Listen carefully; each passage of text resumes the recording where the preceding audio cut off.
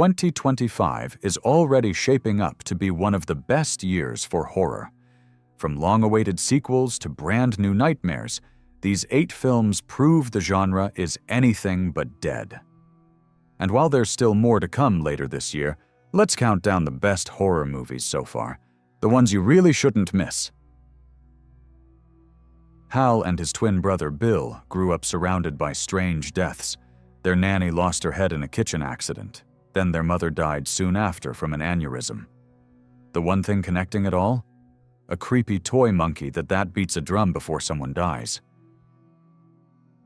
Years later, the same toy suddenly shows up again, and Hal, played by Theo James, has to deal with the curse he thought he'd escaped. Every time that thing starts drumming, someone nearby drops dead. Directed by Osgood Perkins, The Monkey is based on a Stephen King story, but plays more like a dark, absurd horror comedy. It's not deep or emotional, just weird, bloody fun that works better than it should. The Philippou brothers trade the chaotic energy of Talk to Me for something colder and far more disturbing. Bring Her Back follows 2 foster siblings, Andy and Piper, who move into the home of Laura, played brilliantly by Sally Hawkins, walking a perfect line between control and madness. The house soon starts to feel wrong in ways that are hard to shake. The film moves between long, quiet dread and sudden bursts of violence, turning grief into something physical and cruel. What the Philippus show best is how love, when twisted by loss, can become possessive, even monstrous. Every scare feels like punishment, every silence heavy with threat. This one will likely appeal to fans of art house horror. Think Men, The Substance, or anything by Cronenberg or Brian Yuzna. If that's not your thing, you might want to approach it with tempered expectations. The story follows a young married couple going through a rough patch. Their relationship just isn't what it used to be.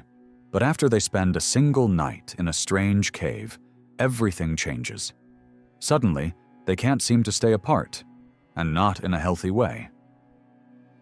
A fun detail: the lead actors, Dave Franco and Alison Brie, are married in real life, which makes their on-screen chemistry, and the horror that follows, feel even more unsettling.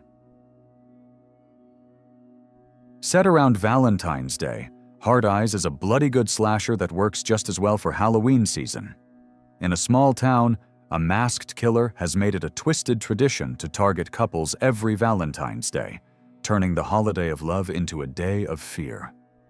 This time, the story follows 2 co-workers whose close friendship is mistaken for romance, putting them directly in the killer's sights.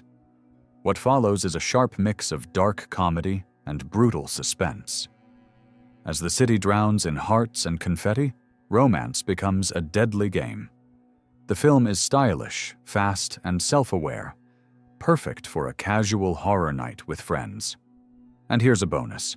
It comes from the producers of Scream, which should tell you exactly what kind of fun you're in for. A dark twist on Cinderella, the Ugly Stepsister reimagines the fairy tale through the eyes of Elvira, the so-called Ugly Sister, played by Leah Mirren. Elvira dreams of winning a prince's heart, but her obsession with beauty soon turns grotesque. Director Emily Blichfeldt's debut is elegant and brutal at once, a mix of grim fairy tale and body horror, where vanity becomes self-destruction. It's visually striking, thematically sharp, and deeply unsettling.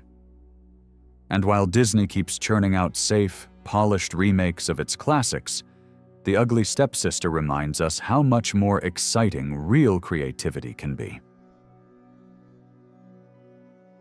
Did anyone really expect the 4th Conjuring movie to feel like a cozy family drama with a bit of horror sprinkled in?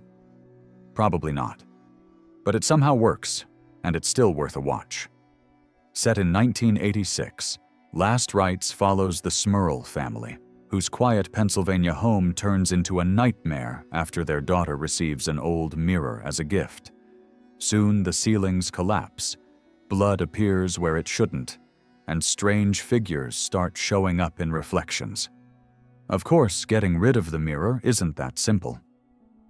Meanwhile, Ed and Lorraine Warren, now older and more fragile, return for one final case, as their daughter Judy begins to inherit her mother's supernatural sensitivity. The scares work best in small moments, with eerie shadows and flickering lights, and Patrick Wilson and Vera Farmiga still hold the whole thing together. It's not the scariest Conjuring, but it's a heartfelt, ghostly farewell to the Warrens. No one was surprised that Ryan Coogler could make a strong film, but Sinners still manages to blow everyone away. His first venture into vampire horror turned out to be one of the most acclaimed releases of the year, praised by both critics and audiences. Coogler takes a familiar genre and transforms it into something new, part supernatural thriller, part musical, and part reflection on the Black experience in America. It's energetic, stylish, and deeply personal, proving there's still fresh blood in vampire cinema. It already feels like Sinners is on its way to becoming a classic, a film people will still talk about long after the credits fade. And the last one on this list is Weapons. It's a mix of small-town mystery, raw grief, and suburban witchcraft, a slow, creeping nightmare that keeps changing shape as you watch. It begins with 17 children disappearing in one night, an urban legend come to life that the whole town is trying to forget. Zach Kreger moves between a weary construction worker, a teacher consumed by guilt, a crooked cop, and the one child who didn't vanish. Each thread adds weight, emotion, and a sense of dread that never really fades.